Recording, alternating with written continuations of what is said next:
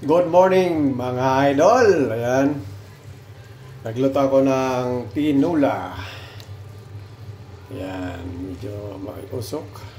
Ayan. Tinulang manok ang aking luto. Magandang araw po sa inyong lahat. Magandang gabi sa bantayong dakong mundo. At lalagyan ko pa yan ng dahon ng sili. Ayan. Sarap ba, idol?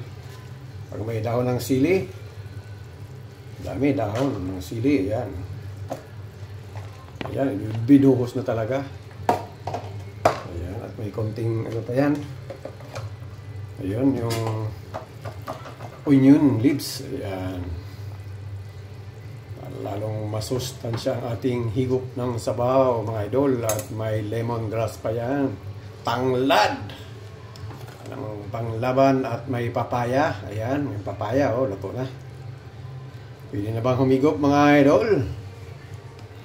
Titikman ni Manoy. Ayan. Tikman ko ha. Kung masarap ba talaga ang aking lutong pacham na tinula. May luya rin yan, mga idol.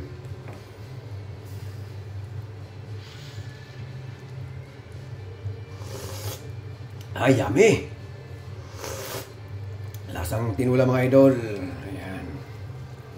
Totoo na, mga idol. Huwag na masyadong anuhin yung dahon para ang sustansya ay hindi mawala. Ano po, mga idol? Ayan. Ang luto ni Manoy Will Oragon.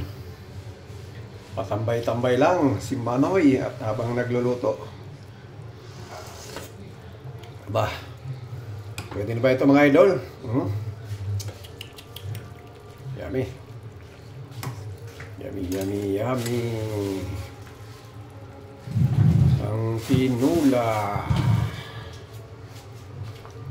Manoy Will Oragon. Talagang nilagyan ko ng tanglad ng mga 5-6 na piraso para malasa talaga. Tikman ulit.